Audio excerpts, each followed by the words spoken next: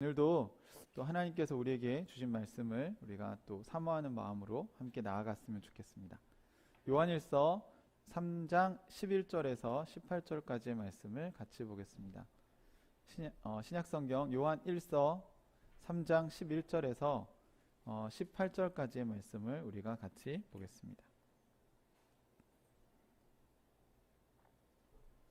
요한일서 3장 11절에서 18절, 제가 가진 성경은 336쪽에 있습니다.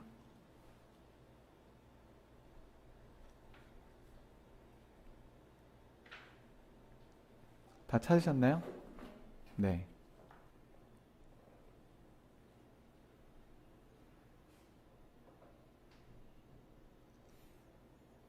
네.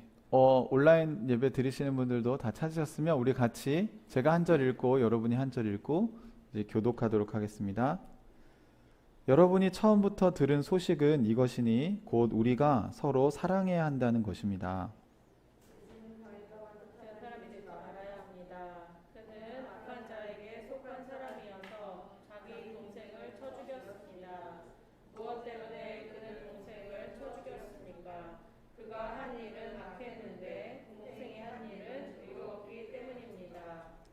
형제자매 여러분, 세상이 여러분을 미워해도 이상히 여기지 마십시오. 우리가 이미 죽음에서 생명으로 옮겨갔다는 것을 우리는 압니다. 이것을 아는 것은 우리가 형제자매를 사랑하기 때문입니다. 사랑하지 않는 사람은 죽음에 머물러 있습니다. 자기 형제자매를 미워하는 사람은 누구나 살인하는 사람입니다. 살인하는 사람은 누구나 그 속에 영원한 생명이 머물러 있지 않다는 것을 여러분은 압니다. 그리스도께서 우리를 위하여 자기 목숨을 버리셨습니다. 이것으로 우리가 사랑을 알게 되었습니다. 그러므로 우리도 형제자매를 위하여 목숨을 버리는 것이 마땅합니다. 누구든지 세상 재물을 가지고 있으면서 자기 형제자매의 궁핍함을 보고도 마음 문을 닫고 도와주지 않으면 어떻게 하나님의 사랑이 그 사람 속에 머물겠습니까? 여러분, 우리는 말이나 혀로 사랑하지 말고 행동과 진실함으로 사랑합시다. 아멘. 네. 저희가 이번 8월 달에, 근데 왜 웃으세요? 뭐 재밌는 성경 구절이 나왔습니까? 읽자마자 그냥 성령의 감동이, 그렇죠. 원래 성경은 어려운 책이 아니에요, 여러분. 성경 읽으면 하나님이 여러분에게 깨닫게 해주시죠. 그걸 행하시면 됩니다. 예, 뭐 설교할 필요가 없을 것 같은데요. 이번 달에 저희가 요한일서를 보고 있잖아요. 지난번에 요한복음을 보고 예수님 시대에 요한이 기록한 예수님의 메시지는 무엇이었나, 예수님 어떤 분이신가에 대해서 저희가 다루었다면, 지금 8월에는 그러니까 교회 시대, 그러니까 예수님이 전했던 메시지가 이 교회 시대에는 어떻게 전달되고 있는가를 우리가 보고 있습니다.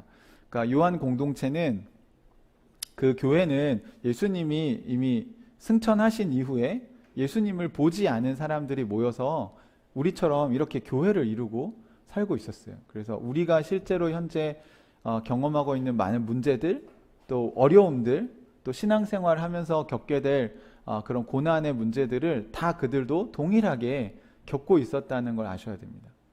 그러니까 그들은 현실을 떠나서 공중에 붕 떠서 신앙생활을 한 게 아니에요. 우리랑 똑같이 배가 고프고 먹고 살아야 하고, 또 믿지 않는 사람들 틈에서 직장 생활을 해야 하고, 이런 똑같은 환경에서 신앙생활을 했다는 걸 여러분 아셔야 됩니다. 그들도 육신을 가지고 있었고, 그들 가운데 아픈 사람도 있었고요. 그들 가운데 몸이 피곤한 사람도 있었습니다. 당연히 가난한 사람도 있었고 부자인 사람도 있었습니다. 그런 요한 공동체는 그럼 뭐가 달랐던 거냐 라고 생각하면서 저희가 첫 주차에 새로운 공동체가 탄생했다. 이건 세상에 있는 공동체와 뭔가 다른 새로운 공동체가 탄생했다는 거고, 그 새로운 공동체의 첫 번째 특징이 빛을 사랑하는 사람들이었다. 지난주에는 말씀을 사랑하는 사람들이었다. 오늘은 서로 사랑하는 사람들이었다 라는 이야기를 같이 나누려고 합니다. 이제 다음 주에 이제 5주차의 마무리를 하겠습니다. 공개할 수 없죠. 네. 저는 어제 우리 여름 캠프를 이제 마치면서 여기 이제 우리 나눠드린 삶으로 말씀 읽기 설교 안에 하벤져스라는 말을 썼는데요. 하늘가족 어벤져스를 줄여서 한번 얘기해봤습니다. 그러니까 요즘 뭐 어펜져스니 이렇게 어벤져스를 활용한 말들이 많더라고요.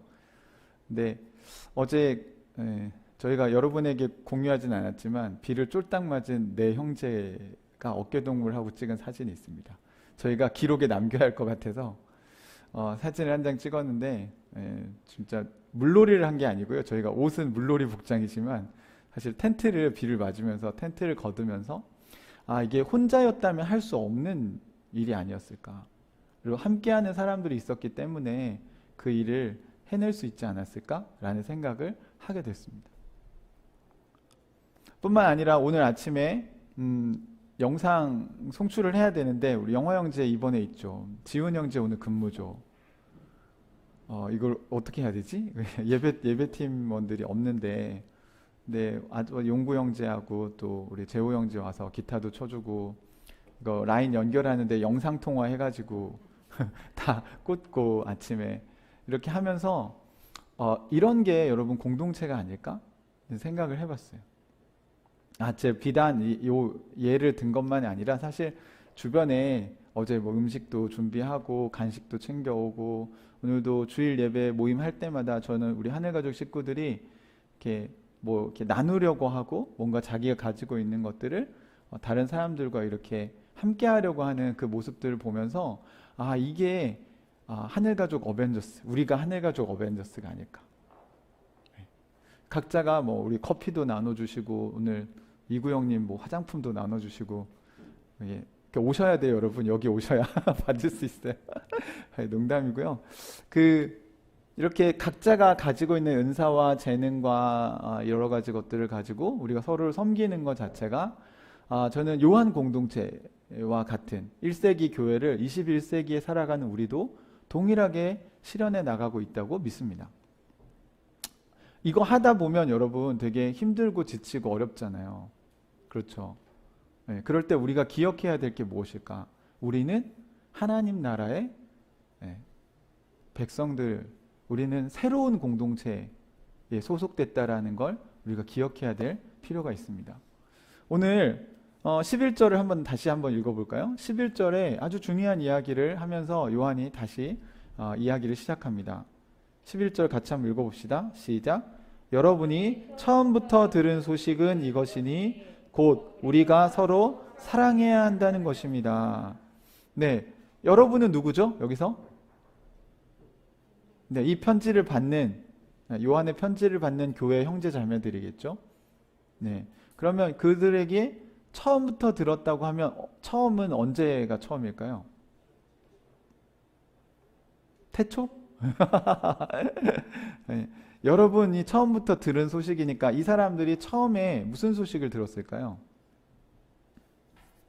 복음을 들었겠죠, 여러분. 그러니까 이 사람들이 예수 믿고 신앙생활을 시작할 때 들었던 가장 중요한 말씀은 뭐라고 얘기하는 거예요? 네, 처음 들은 소식은 뭐예요? 이것이니 곧 우리가 서로 사랑해야 한다는 것입니다. 여러분, 이것이 교회의 정체성이고 이게 구원의 목적이라는 거예요. 여러분들이 처음부터 들은 소식은 예수를 잘 믿으면 천국에 갑니다, 이 얘기가 아니었다고요. 여러분들이 교회 다니실 때 교회에서 처음 들은 소식은 우리는 다 천국 가고 이 세상에 나쁜 짓 한 사람 지옥 보내고 이런 심판의 메시지가 아니었습니다. 그들에게 들려진 굿뉴스, 복음은 무엇이었습니까? 우리가 서로 사랑해야 한다는 것입니다. 여기서 또 중요한 게 있죠. 사랑해야 한다는 거죠. 이 의지가 보이지 않습니까? 그러니까 사랑은 저절로 되는 게 아니라는 걸 성경은 늘 이야기해요.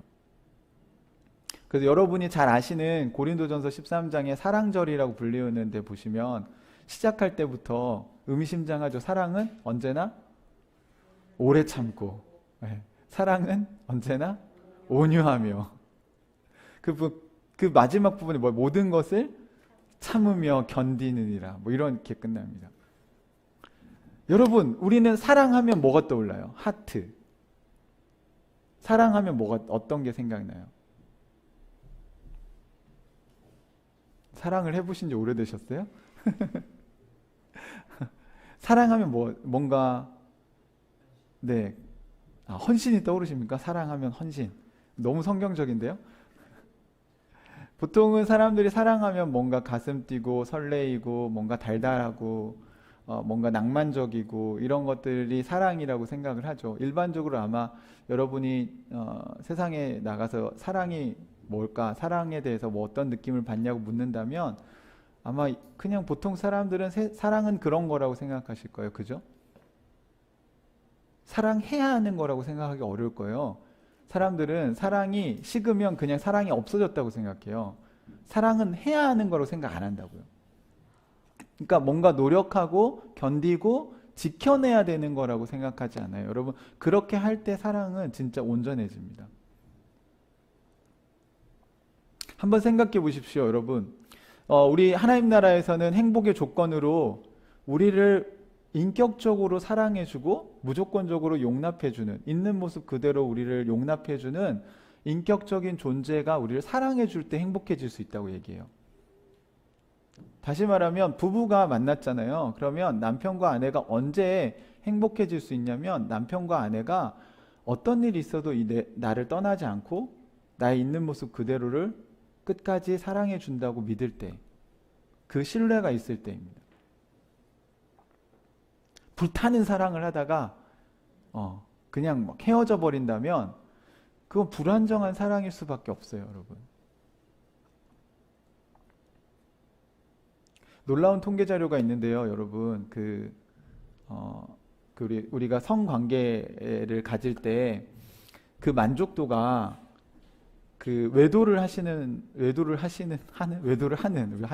높일 필요도 없지. 외도를 하는 사람들이 있잖아요.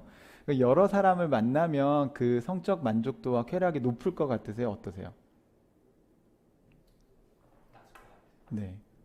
그리고 한 부부가 계속해서 이렇게 관계를 갖는 건 만족도가 어떨 것 같으세요? 사실, 네. 네. 그게 정상이죠. 네.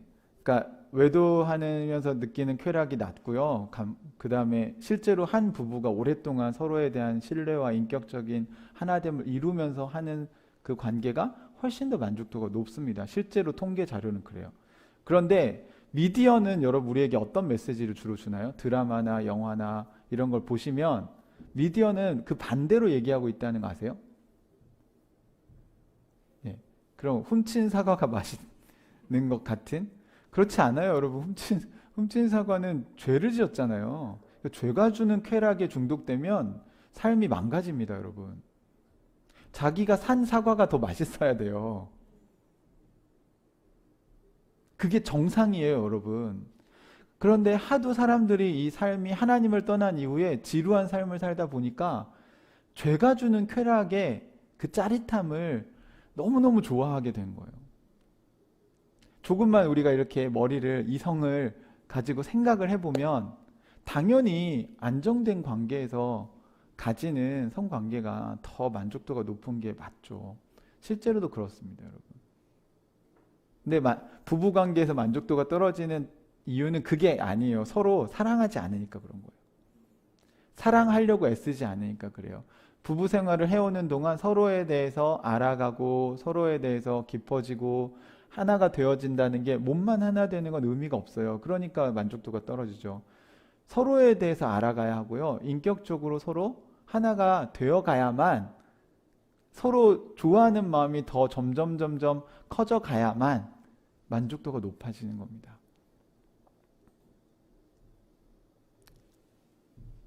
사실 이것은 그리스도인이든 그리스도인이 아니든 교회를 다니든 다니지 않든 모든 사람들이 추구하고 있는 행복의 모습이에요. 우리 어떻게 하면 행복하게 살 수 있을까? 세상은 네가 하고 싶은 대로 해라고요. 하나님은 서로 사랑하는 관계에 들어가야만 행복해질 수 있다고 얘기하는 것입니다. 여러분, 자기가 하고 싶은 대로 하면 서로 사랑하는 관계 못 들어갑니다. 서로 사랑해야 되거든요. 혼자 하는 건 할 수 있죠. 하지만 서로 하는 건 못해요. 왜요? 상대방을 배려하지 않으면 상대방이 그 사랑 받아주지 않아요. 내 방식으로 사랑하는데 어떻게 상대방이 그 사랑을 받아줘요? 여러분, 스토커가 여러분에게 막 사랑을 하면 여러분 그거 받아줘야 됩니까? 어떤 정말 이상한 사람이 여러분을 막 사랑한다고 막 그 사람의 방식대로 여러분한테 해주면 그 사랑을 여러분 받아들일 수 있어요? 없죠? 끔찍하죠? 상상만 해도. 여러분, 이게 서로 사랑한다는 건요, 소통이 돼야 되고요. 커뮤니케이션이 서로 돼야 되고, 상대방이 원하는 게 무엇인지, 내가 원하는 게 무엇인지 대화가 돼야 되고, 또 그 속에서 뭔가 서로 사랑하는 또 마음이 있어야 하고, 그래서 서로 맞춰 가다 보면 언젠가 뭐가 돼요? 한 몸을 이룰 수 있게 되는 겁니다. 그러니까 성관계도요, 이 한 몸을 이루어가는 인격적 하나됨, 영적인 하나됨, 그 다음에 몸의 하나됨이 사실은 같이 갈 때 만족도가 있는 거, 높아지는 거예요. 근데 이건 없어. 이건 어렵죠. 인격적인 하나됨을 이루는 게 쉬워요? 어렵죠. 영적인 하나됨을 이루는 게 쉬울까요? 쉽지 않아요, 여러분. 이렇게 눈에 보이는 걸 바꾸는 건 사실 쉬운 거거든요, 여러분. 무슨 말이냐면, 우리가 몸이 있고 인격이 있고 영혼이 있다면 몸을 바꾸는 게 사실 눈에 보이는 거니까 제일 쉬워요. 왜냐하면 PT 센터에 가서 여러분이 운동 열심히 하시면 몸은 금방 바뀌어요. 근데 그것도 안 되죠. 네, 그것도 게으르면 하기 어려워요. 그런데 인격은 여러분, 인격을 수양한다는 건 여러분이 끊임없이 노력하지 않으면 저절로 이거 되지 않습니다. 아까 말한 그 사랑, 오래 참고 견디고 온유하고 시기하지 아니하며 뭐 이런 것들이 하루아침에 될까요? 성경이 말하는 사랑을 하는 것은 하루아침에 될 수가 없습니다. 그냥 자기 스타일의 사랑은 그냥 되겠죠. 그건 자기가 하고 싶은 대로 하는 거니까. 하지만 고린도전서 13장에 나오는 사랑을 우리가 하려고 하면 우리에게 많은 에너지가 필요합니다. 신경을 많이 써야 돼요. 그래서 데살로니가 전서에서는 뭐라고 얘기했냐면 너희가 사랑의 수고, 그 단어가 노동이에요. 너희가 사랑의 수고를 잘했다고 얘기를 합니다. 그게 성경적인 거죠. 그래서 요한은 새로운 공동체인 교회에 너희가 기억해야 될 첫 번째 소식은 뭐냐면 우리가 서로 사랑해야 된다는 것입니다. 끊임없이 이 이야기를 하고 있어요. 여러분은 하나님을 사랑하는 게 먼저지 않습니까? 이렇게 저에게 물으실 수도 있을 것 같아요. 그 얘기를 요한일서에서 할까요? 안 할까요?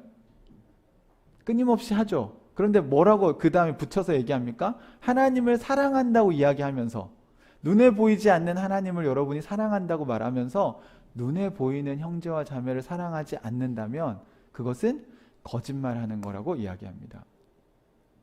이런 거예요. 저는 우리 아버지를 정말 사랑해요. 근데 우리 아버지의 우리 형제 자매들 있으시잖아요. 얘네들은 미워해요. 이 가족이 일단 좋은 가정일까요? 아니죠. 또 부모님이 보실 때 이 사람의 행동이 형제 자매들과 우애 있게 지내지 않는 모습이 과연 보기에 좋을까요? 네, 저는 아빠를 사랑해요. 근데 아빠가 그럼 너 동생하고 또는 형 누나들하고 잘 좀 지내라 라고 얘기할 수 있죠. 부모님이. 근데 아니요, 그건 안 들을 거예요. 하지만 전 아빠의 말대로 살게요. 이렇게 얘기가 돼요? 안 되죠. 안 되는 거예요. 그러니까 아빠의 말을 듣지 않는데 자기는 아빠를 사랑한다고 얘기하는 건 자기 생각인 거예요. 주님과 소통이 일어나지 않는 겁니다.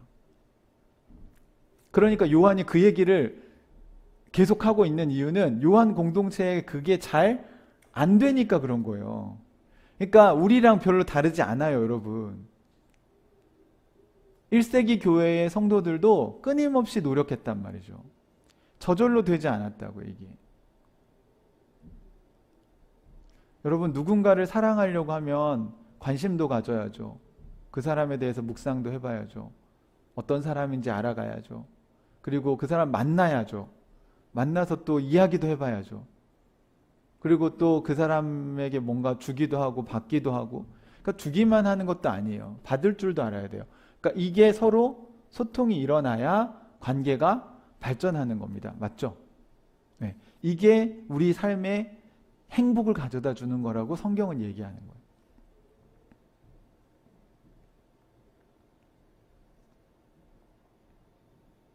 여러분이 신앙생활을 하실 때 가장 먼저 처음부터 들은 소식은 무엇입니까? 다시 말하면 여러분은 기독교인이 되려면 뭘 해야 된다고 생각하세요? 네. 예수님을 잘 믿어야 된다라는 게 먼저 나오죠. 그렇죠? 예수님을 잘 믿으면 예수님이 우리에게 뭐라고 얘기하실까요? 서로 사랑하라고 얘기하시는 거예요. 누구? 예수님을 주님으로 고백한 사람들.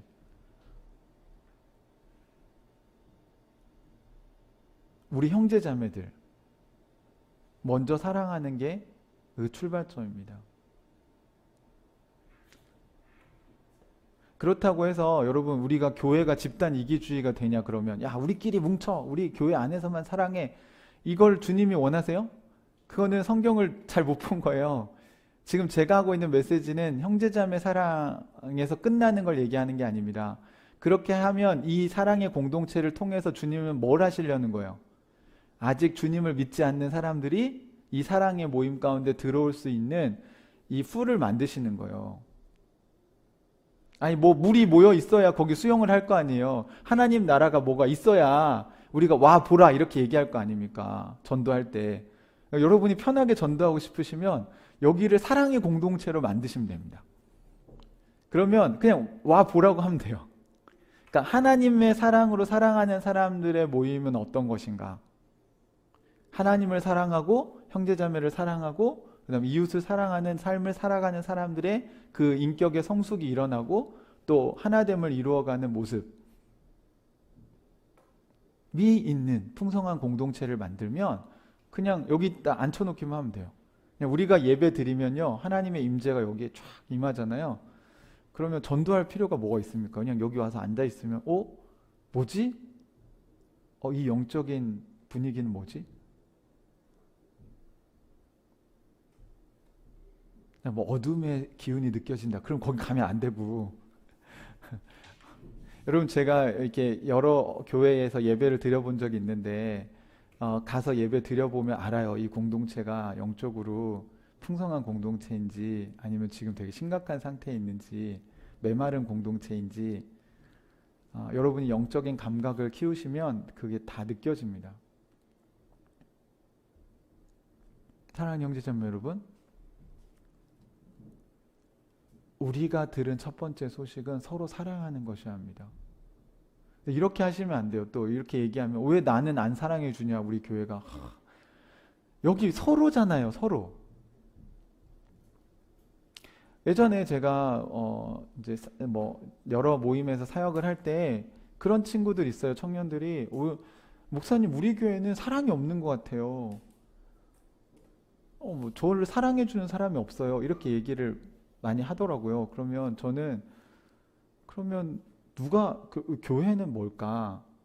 그러니까 이 사람은 교회의 멤버인가 아닌가? 여러분, 교회는 실체가 없어요. 아세요? 하늘가족교회는 누가 하늘가족교회? 제가 하늘가족교회인가요? 아니면 우리 경민자매가 하늘가족교회인가요? 네. 이렇게 모인 게 하늘가족교회죠. 자기가 하늘가족교회 멤버라고 생각하시면 하늘가족교회인 거예요. 내가 우리 교회 가족이 아니야 이렇게 생각하시면 아닌 거죠. 그럼 우리 가족이 서로 사랑해야 되는 게 서로 사랑해야 되는 거지, 우리 가족은 날 안 사랑해. 그럼 이 사람은 가족이 아니거나 가족에 들어가 있다면 이 가족에 문제가 많은 거죠, 사실. 그런 건 가족이라고 얘기하기 어렵지 않습니까? 아니, 가족이 모여서 누구를 하나를 이렇게 소외시키고 그러진 않잖아요.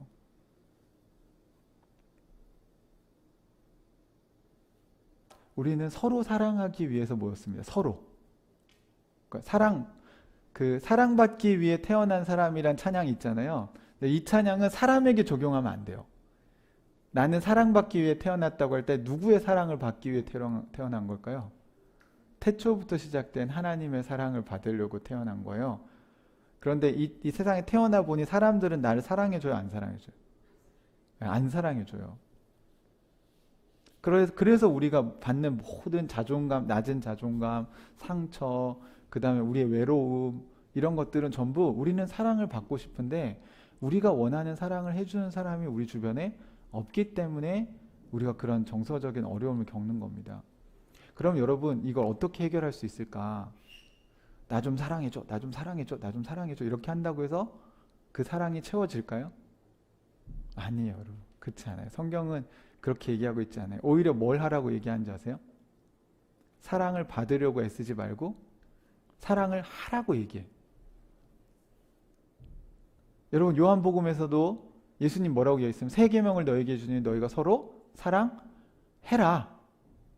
여기도 우리가 처음부터 들은 소식은 뭐예요? 우리가 서로 사랑해야 한다는 것입니다. 여러분이 사랑을 하려고 하면 여러분 주변에 여러분을 사랑하는 사람들이 생길 거예요.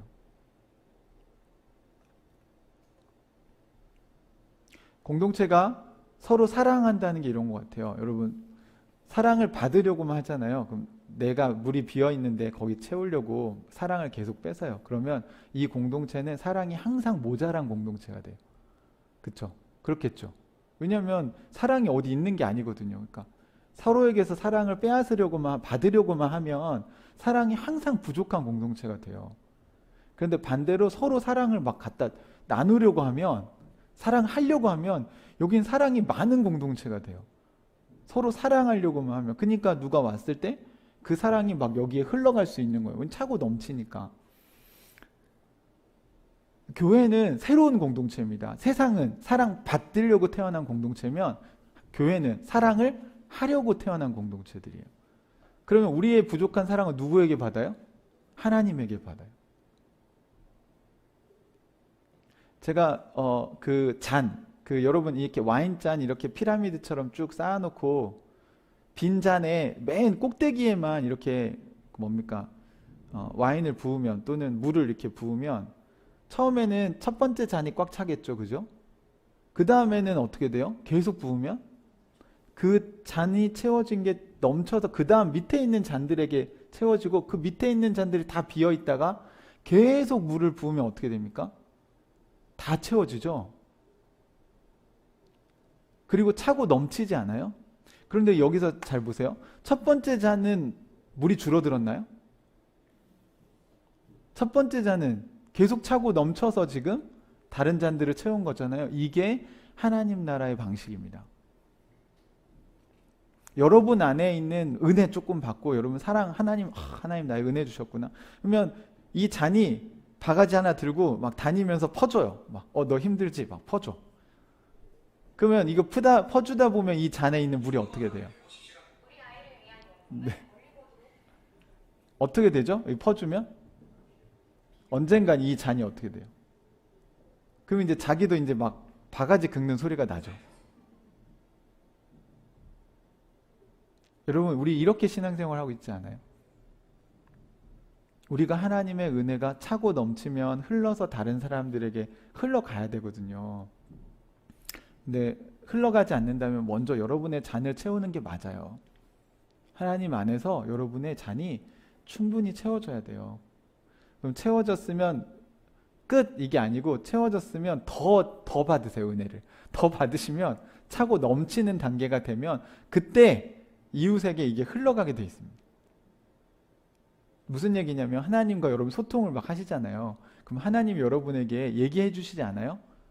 누구 전화 좀 해봐, 누구 좀 만나봐, 누구 밥 좀 사줘, 이렇게 여러분이 살아나면 그때 하나님이 그걸 하신다는 거예요. 근데 여러분이 아파가지고 지금 입원해 있는데 누구 밥 사주고 누구 전화해주고 누굴 챙겨주고 이렇게 시킨다면 그건 나쁜 아빠죠. 이해되십니까? 아니 은유가 아파서 누워있는데 제가 야 너 가서 밥해 이렇게 하면 이거 나쁜 아빠지. 먼저 뭐부터 해야 돼요? 회복을 먼저 할 수 있게 도와줘야죠. 충분히 쉬게 해주고 약도 먹이고 얘가 건강해지면 그 다음 뭐래요? 다른 사람 섬길 수 있어요. 근데 어떤 사람들은 아직 건강하지 않은데 자꾸 섬기려고 해서 병이 악화되니까 마음이 아픈 거고요. 어떤 사람들은 건강해. 막 자기 살 피둥피둥 찌고 있어. 근데 아무것도 안 해. 여전히 나에게 뭐 갖다 주세요. 나에 받기만 하고 나누지를 않아요. 그러니까 건강하지 않죠. 사랑하는 형제자매 여러분, 이 말씀을 기억하십시오. 요한 공동체, 교회 공동체의 가장 중요한 소식은 우리가 서로 사랑해야 한다는 것입니다. 전 분명히 기도를 2시간 하세요 이렇게 얘기하지 않았습니다. 말씀 묵상을 매일 빠짐없이 하십시오 이렇게 얘기하지 않았어요. 여러분 서로 사랑하려고 하다 보면요, 그게 여러분의 힘으로 될까요, 안 될까요? 아까 말씀드린 자기 힘으로 안 돼요. 안 되니까 결국 누가 필요하다는 거 알아요. 하나님과의 관계가 무너지면 서로 사랑하는 거 못해요. 여러분이 지금 서로 사랑할 힘이 없다면 하나님과의 관계를 점검해 보세요. 지금 여러분의 잔에 내려오던 그 물이 끊겼어요. 지금 끊긴 지 오래됐다면 여러분 안에 마음이 메마르고 강팍해지고 힘들어질 수밖에 없어요. 그러면 무슨 말이 나오냐면 우리 공동체에 사랑이 없어. 여러분, 그 공동체가 사랑해 준다고 채워질 수 있는 게 아닙니다. 하나님에게 채우셔야 돼요. 사람은 조금 도와줄 수는 있지만 결국 사람이 주는 사랑으로 채울 수는 없어요.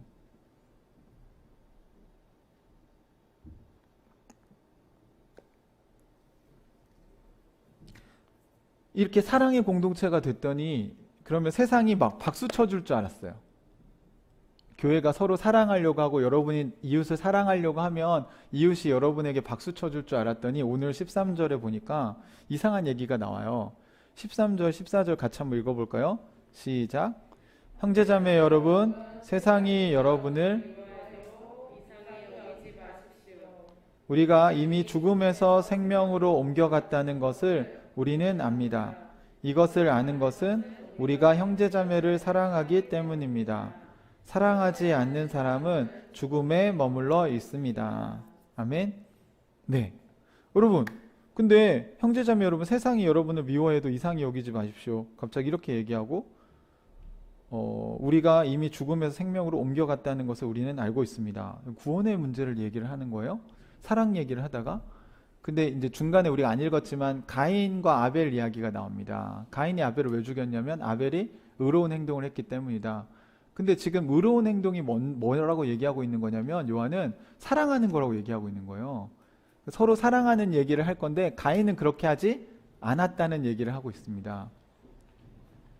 자기가 기분 나쁘니까 동생을 죽였잖아요. 그 동생과의 여기도 얘기할 게 많지만 동생과의 비교의식, 경쟁심 또는 하나님께 인정받고 싶은 마음, 하지만 그게 하나님이 전혀 원하지 않는 행동으로 나타났고 나중에 동생이 어디 있냐고 물어봤을 때 거짓말을 하죠. 이게 이 사람 마음 가운데 악함이 있다는 것을 보여주는 것입니다. 네. 금방 드러날 거짓말을 하는 건데 하나님이 그걸 모르실 거라고 생각하는 게 하나님에 대한 무지죠. 하나님 다 알고 있죠. 근데 자기의 죄를 숨길 수 있을 거라는 착각에 자꾸 빠진다는 겁니다. 어찌되었든 우리가 서로 사랑하려고 하면 여러분 세상이 우리를 미워한다는 거예요. 왜 그럴까요? 뭐가 드러나니까 그럴까요? 자신들이 하고 있는 잘못된 행동들이 드러나기 때문에 그래요. 다 자기중심적으로 살고 있는데 다 이기적으로 살고 있는데 갑자기 선행을 하고 막 뭘 나누면 그 사람들이 와 박수 쳐주는 게 정상이잖아요. 맞아 저렇게 살아야 돼 이렇게 하는 사람도 있지만 어떤 사람들은 저만 잘났나? 네가 그렇게 사랑이 많냐? 하면서 여러분의 흠을 잡으려고 하고 여러분이 애써서 조금씩 나누려고 애쓰는 그 선행조차도 깎아내리려는 사람들이 여러분 주변에 있다는 것입니다.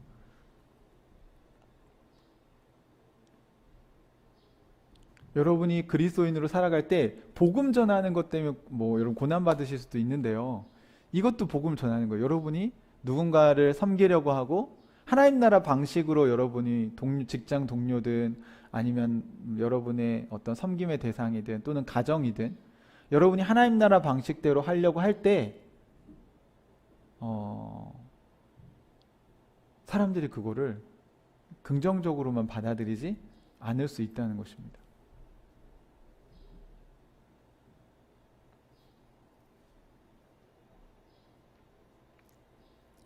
여기서는 그 다음 절에서 죽음에서 생명으로 옮겼다는 얘기는 뭐냐면 우리가 살고 있는 삶은 생명에 속한 것이고 사람들은 죽음에 속해 있기 때문에 이 사랑이라는 개념도 다르고 우리가 하는 삶의 행동 방식을 그들이 이해할 수 있을까요? 없을까요?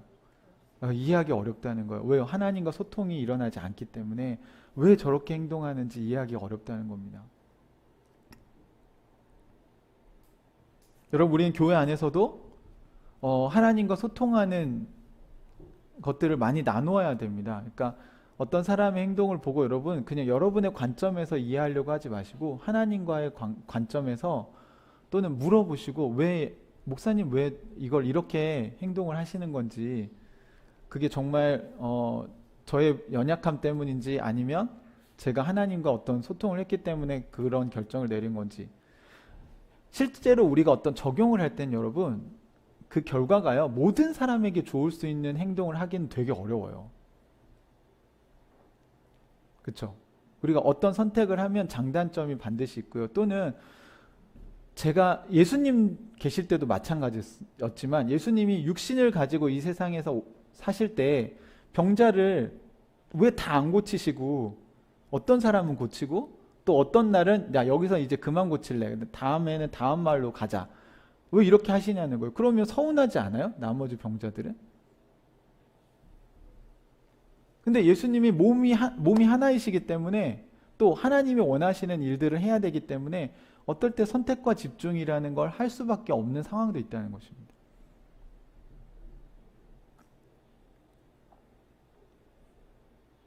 그러니까 제가 재우 형제랑 원투원 하면서 동시에 용구 형제랑 원투원 할 수가 없잖아요. 그렇죠? 그러면 제가 우선순위를 두고 하거나 아니면 하나님과 소통하면서 지금 더 필요한 사람을 만나지 않겠습니까? 근데 이렇게 할 때 몸이 하나이기 때문에 할 수 없는 게 너무 많다는 거예요. 그래서 예수님이 내가 육신을 가진 나는 가고 육신이 없는 성령, 보혜사 성령께서 오시는 게 너희에게 훨씬 유익하다 라고 얘기하셨고 마태복음 마지막에 내가 세상 끝날까지 너희랑 항상 함께 있을 거다 라고 했는데 육신을 가진 예수님은 그럴 수가 없어요. 그래서 성령님이 오신 건데 자꾸 어떤 사람이 나타나서 자기가 보혜사 성령이라고 얘기하면 지금 육신이 없어져야 돼서 예수님 그렇게 얘기하신 건데 육신을 갖고 와갖고 자기가 성령이라고 얘기하면 우리가 그걸 받아들일 수가 없죠. 그래서 이단이라고 얘기하는 거예요. 그럼 예수님이 육신을 갖고 있을 거면 그냥 예수님이 계신 게 낫어요. 그게 훨씬 낫지 않아요? 근데 예수님도 육신을 갖고 있는 동안 우리가 어떻게 살아야 되는지 우리에게 본을 보여주시려고 육신을 가지고 사셨잖아요. 그렇지만 하나님의 관점에서 볼 때는 이제 예수님이 육신을 가진 몸은 올라가고 이제 성령께서 오셔야 모든 사람과 동시에 같이 함께 하실 수 있다는 거고 여러분이 기도할 때마다 성령님은 저를 도와주실 때 동시에 다른 사람도 도와주실 수 있다는 거예요. 여기에도 우리가 예배드리면서 함께 있지만 지금 집에서 예배드리시는 분들 또 병원에서 예배드리시는 분들 모두에게 지금 하나님께서 함께 하실 수 있다는 것입니다. 사랑하는 형제자매 여러분, 우리는 새로운 공동체, 즉 생명에 속했는데 이 생명을 요한 공동체, 요한일서에서 뭐라고 했냐면 God is love. 하나님이 바로 사랑이시다라고 얘기를 하신 거예요. 그러니까 사랑이 있는 곳에 하나님이 계신 거죠. 이 사랑은 세상에서 말하는 이기적인 사랑이 아니라 자기중심적인 사랑이 아니라 하나님과 소통하면서 일어나는 사랑을 이야기하는 것입니다. 새로운 공동체가 사랑하는 방식을 네 가지로 요약할 수 있을 것 같아요. 첫 번째는 진실한 사랑을 해야 합니다. 여기 보면 누구든지 세상에 재물을 가지고 있으면서 자기 형제의 궁핍함을 보고 마음의 문을 닫고 도와주지 않으면 어떻게 하나님의 사랑이 그 사람 속에 머물겠습니까? 이 얘기는 뭐냐면 사랑한다고 말은 하지만 실제로 도와주지는 않는 거잖아요. 무슨 말인지 이해되시나요? 자녀되는 여러분, 우리는 말이나 혀로 사랑하지 말고 행동과 진실함으로 사랑을 합시다, 이렇게 얘기를 했는데, 말로는 사랑한다고 얘기하는데 실제로는 도와줄 수 있는데 안 도와준다는 거예요. 여러분, 세상의 재물을 가지고 있으면서 안 도와준다는 거예요. 없는데 어떻게 도와줘요? 무슨 말인지 이해되시죠? 그러니까 진실함이 없다라는 건 뭐예요? 자기가 지금 하는 말이 진정성이 없는 거예요. 여러분, 이게 굉장히 공동체에 중요합니다. 진실한 사랑을 해야 됩니다, 우리는. 근데 거짓된 사랑을 하면 안 돼요. 교회 공동체가 무너지는 가장 큰 원인들 중에 하나가 뭐냐면 험담입니다.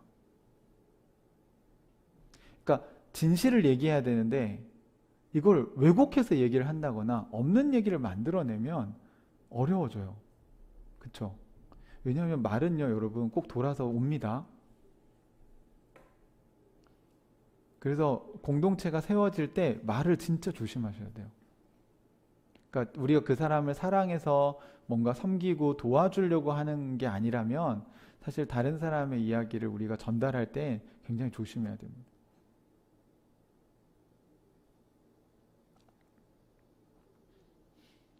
그리고 우리가 얘기를 할 때요, 여러분, 이게 우리도 잘 생각을 하고 어떤 이야기를 좀 해야 돼요.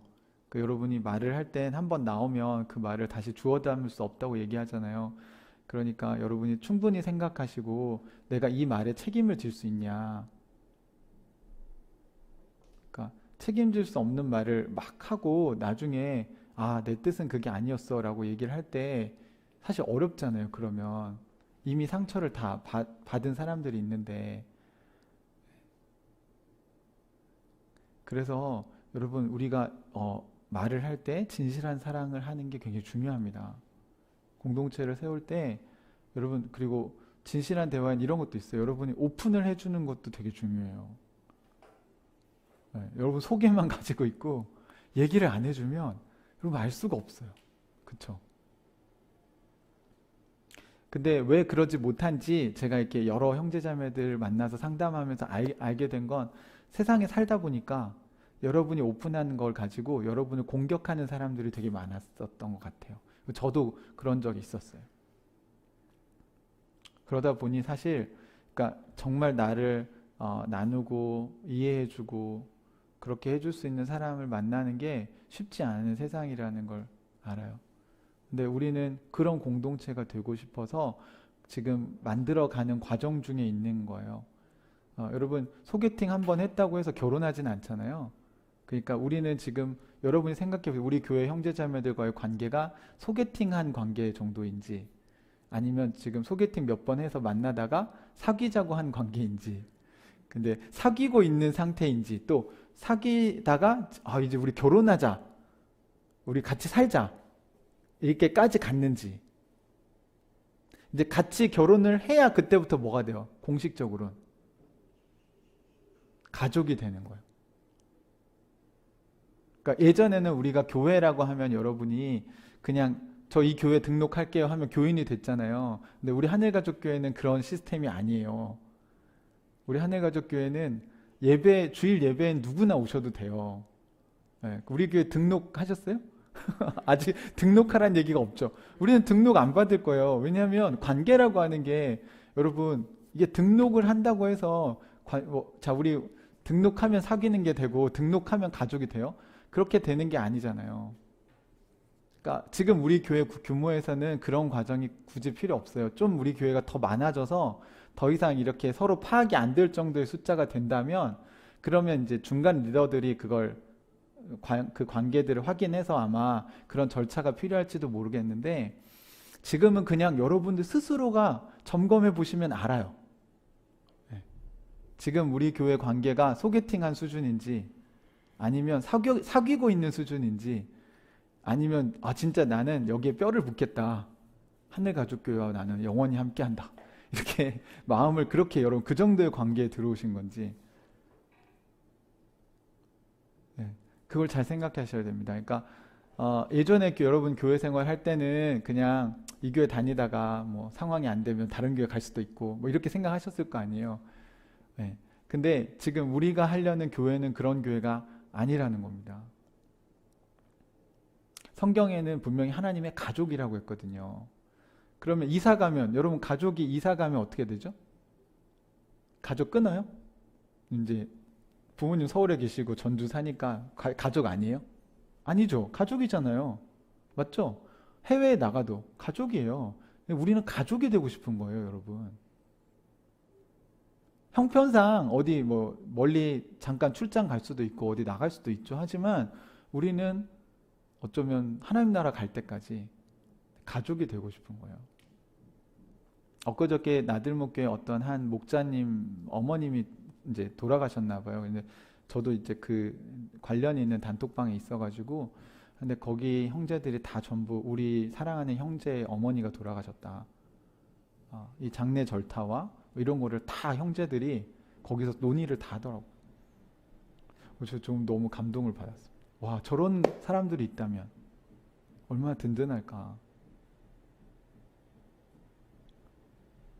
그러니까 사랑하는 형제의 어머니가 돌아가셨다. 그래서 마치 자기의 어머니가 돌아가신 것처럼 형제들이 움직이고 같이 자매들이 같이 움직이고 정보를 계속 준비 과정부터 목사님 설교는 누가 하실 건지 장례 절차와 이런 것들을, 원래 교회는 교회 뭔가 목회자들이 하잖아요. 근데 여기는 그냥 성도들이 한다니까요.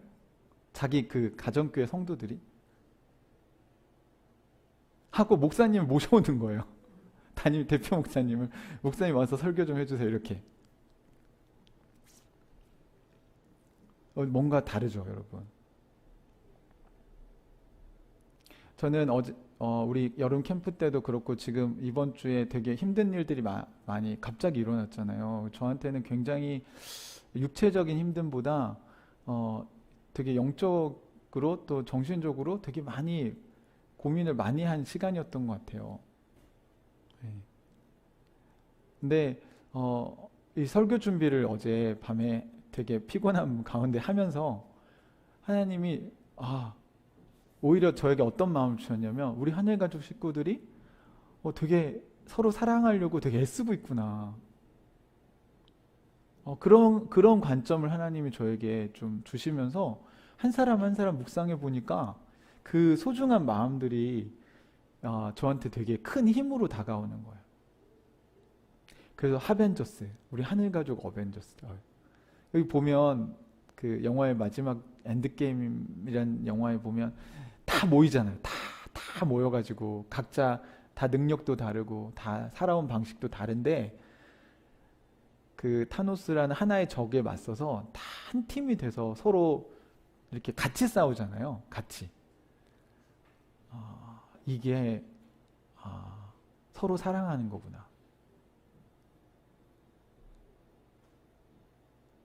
예. 저는 얘기할 게 진짜 다 너무 많아요.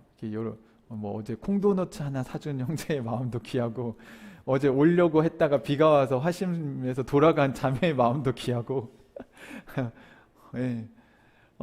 또 참여하려고 다들 이렇게 어쨌든 어려운 형편에서도 하려고 애를 썼는데 상황이 안 돼서 또 못 온 사람들도 그렇고, 오늘 예배도 제가 걱정했던 것보다 지금 예배가 원활하게 송출이 잘 되고 있죠? 네. 네. 어제 한 형제가 막 너무 걱정돼가지고 저한테 이제 얘기를 막 하는데 저도 막 같이 걱정이 돼가지고, 그런데 오늘 이렇게 함께 예배 드리면서 오늘 아침에 저는 마음이 오히려 기뻤습니다. 그러니까 여러분 열심히 좀 하세요. 이 얘기를 하고 싶지 않았고, 잘하고 계시는구나. 우리 이렇게만 가면 우리 진짜 우리가 꿈꾸던 그런 교회를 경험하게 되지 않을까? 여러분, 우리는 진실한 사랑을 해야 되고요.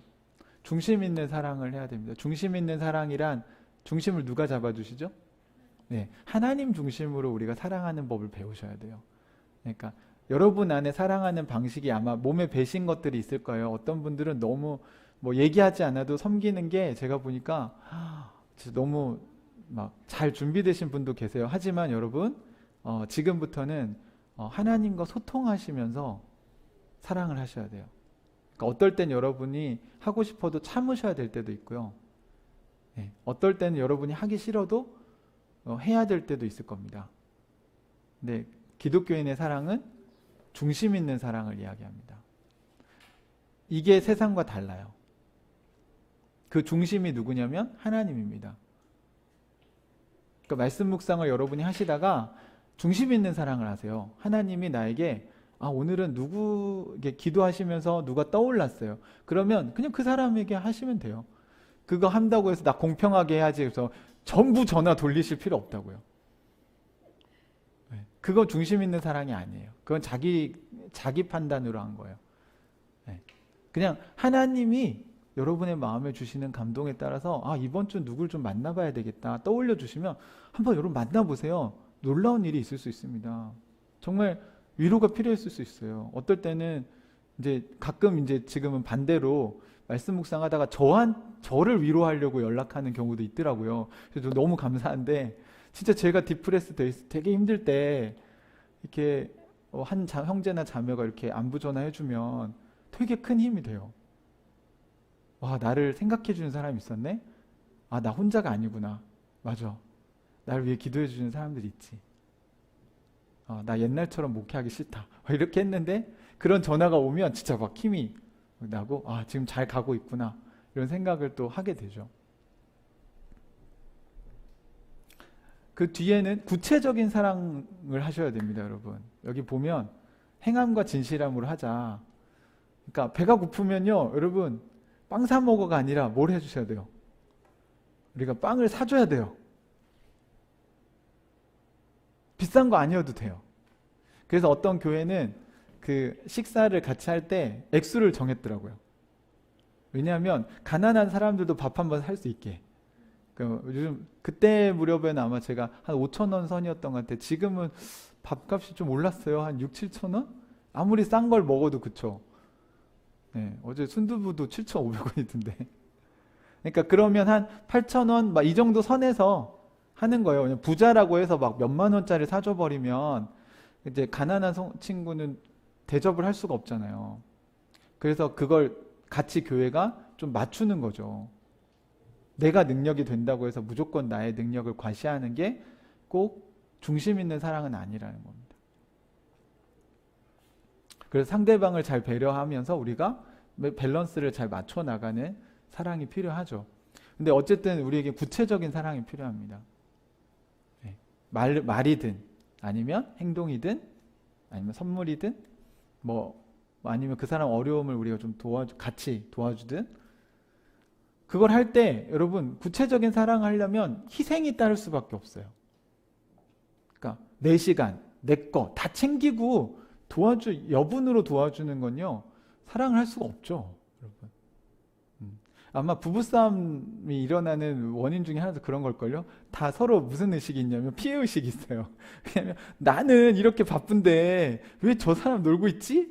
나는 이렇게 밖에서 바쁘게 일하고 왔는데 왜 집에서 못 쉬게 하지? 막 이런 약간. 그럼 집에서 쉬냐? 그럼 안 쉬죠. 그쵸?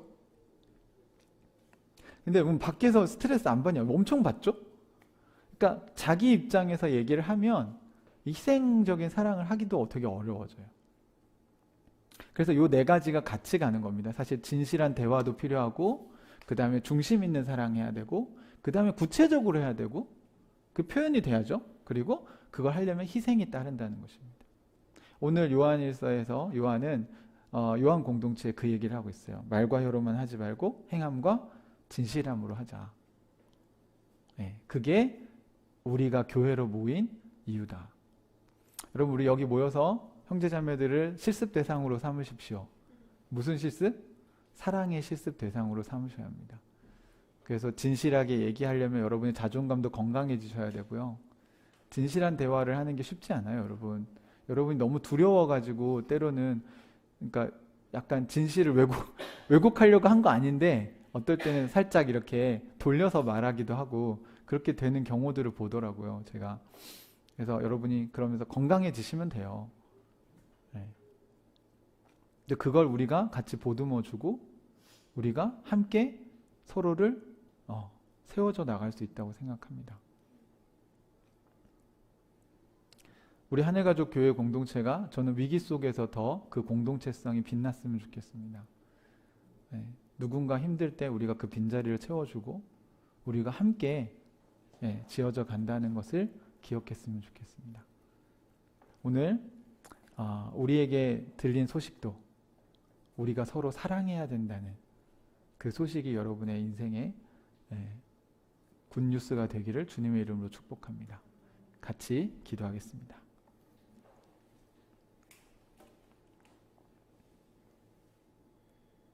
오늘 들었던 말씀을 여러분 한번 다시 기억하시면서 하나님께서 이 오늘 말씀을 통해 여러분의 깨닫게 해주신 게 있다면 이 시간 하나님께 기도로 같이 고백했으면 좋겠습니다. 그리고 여러분이 형제자매들을 사랑해야 될 때 이 네 가지 사랑을 어떻게 해나갔으면 좋겠는지 하나님과 좀 대화하시면서 성령께서 여러분에게 주시는 깨달음을 여러분 마음속에 잘 새기는 기도를 이 시간 드렸으면 좋겠습니다. 우리 같이 기도하겠습니다. 같이 기도하겠습니다.